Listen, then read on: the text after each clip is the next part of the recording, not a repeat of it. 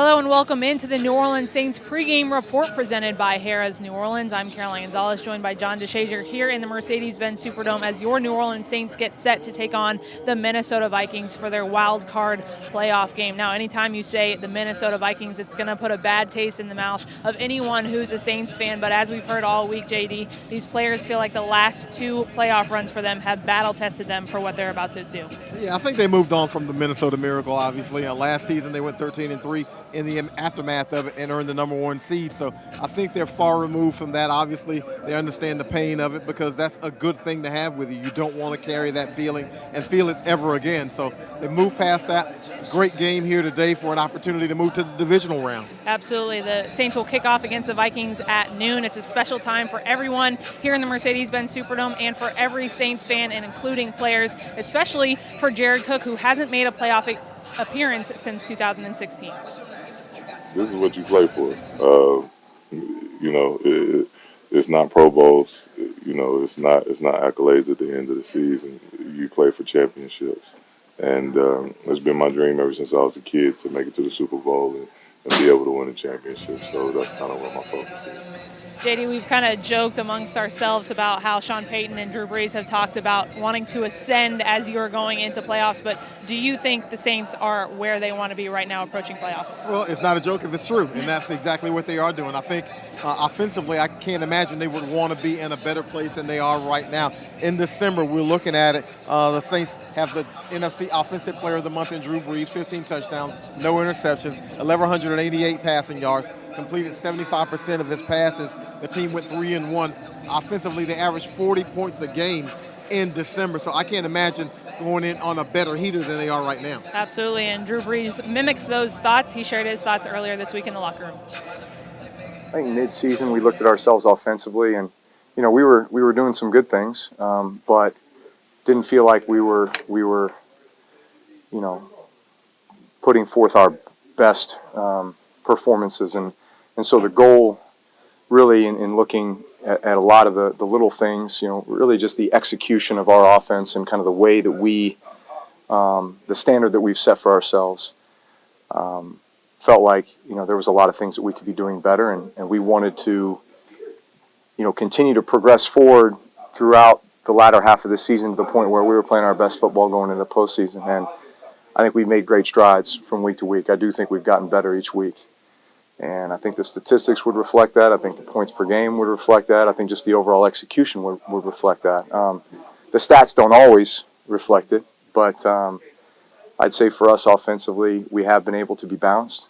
We've taken good care of the football. We've paid close attention to situational football and how to play that and execute in those situations. And so I'm pleased with where we're at, but I also think we can get better. Another player who has hit his stride for the Saints offense, especially in the latter part of the season, is tight end Jared Cook. He spoke about this earlier this week in the locker room. I feel like things started clicking a little bit more the second half of the season for me. Like you said, things just started rolling in.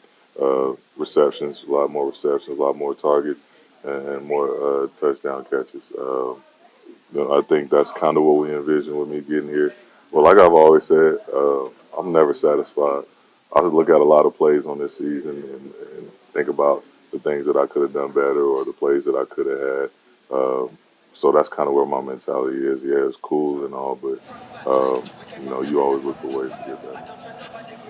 Now, JD, it's the second week that the Saints have had a fully healthy offensive line. What are the matchups you're looking for going into this Vikings game? Well, I think you have to look out on the edges with the offensive tackles, Teron Armstead and Ryan Ramczyk of the Saints, and the defensive ends from Minnesota, Daniil Hunter and Everson Griffin. Hunter and Griffin have combined for 22.5 sacks, so they're obviously no guys to sneeze at. They can play really well, and that's where it's really going to come down to it for the Saints. They need to keep pressure off Drew Brees, and those are the Vikings' pressure players. If they can force the Vikings to have to send extra help, send linebackers, send safeties, blitz Brees, then you get into his wheelhouse. But if they're applying the pressure with Hunter and Griffin, it's going to be a long day for the Saints offensively. Both Ryan Ramczyk and Teron Armstead are familiar with both of these guys on the Vikings team. Ryan Ramczyk met them early in his rookie season in 2017, and he spoke about this matchup earlier this week. Yeah, we've seen them, multiple times since I've been here. So, we kind of have a feel. I have a feel. Kind of what we're going to be seeing, what we're going to be facing. Obviously, things have changed a little bit, so new wrinkles and adds here and there. But for the most part, I've seen Griffin my first year, first start against them, and then Daniil a couple times already. So looking forward to this game and getting after it. The Saints secondary has been struggling with injuries as of late. No Eli Apple, Marcus Williams, or Von Bell last week. Most likely to get Marcus Williams and Von Bell back this week. How much does having those guys back help this Saints defense? Well, we're talking about adding 2 starters back, and I know the Saints played well in the secondary, but still there's a reason those guys start, Von Bell and Marcus Williams. So you hope that they're able to get back in, get in the rhythm quickly, because they have been out for a period of time, but the Saints really have been decimated in the secondary. So it's good to see those guys back. It also gives you quality depth. Not everybody pretty much goes back to the position where they started the season, and that gives you quality depth. Now they know they have this depth, but Marshawn Lattimore especially appreciates the next man up mentality. We had PJ playing safety. He just played 3-4 positions in his defense already, and it's always, next man up, and they're getting in and getting the job done. It's just not next man up, and he do okay. They're getting the job done, so it's a big help to the whole team, and everybody loves seeing the next man up and getting in there and getting the job done, and no fall off from the man that was there previous.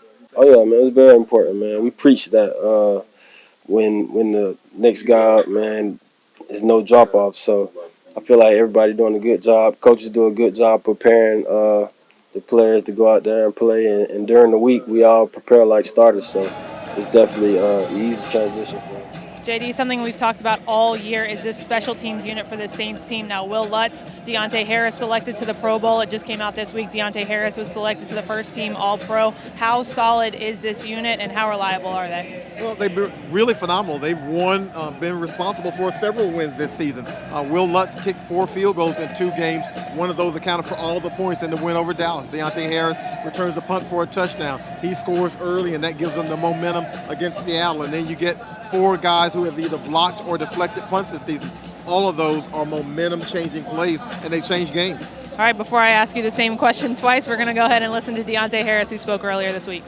I'm trying to score every time I get the ball, but I'm just really just looking for space. I trust that my guys are front are gonna do what they're supposed to do. I trust that the gunners outside are gonna block. Corner are gonna block the gunners, and so I'm really just looking for just a little bit of room to catch the ball and You can tune in to today's game at 12:05 on Fox. If you're local, that's WVUE Fox 8. Or, of course, you can listen in here locally to WWL 870 AM with Zach Streif and Deuce McAllister. We'll have all your post-game coverage right here on NewOrleansSaints.com and the Saints app with the live press conferences of Sean Payton and Drew Brees. We'll also have your inactives list shortly here after the show, so make sure you're downloading that Saints app and turning on your notifications. For John DeShazier, Caroline Gonzalez, thanks for joining us on the pregame report, and go Saints.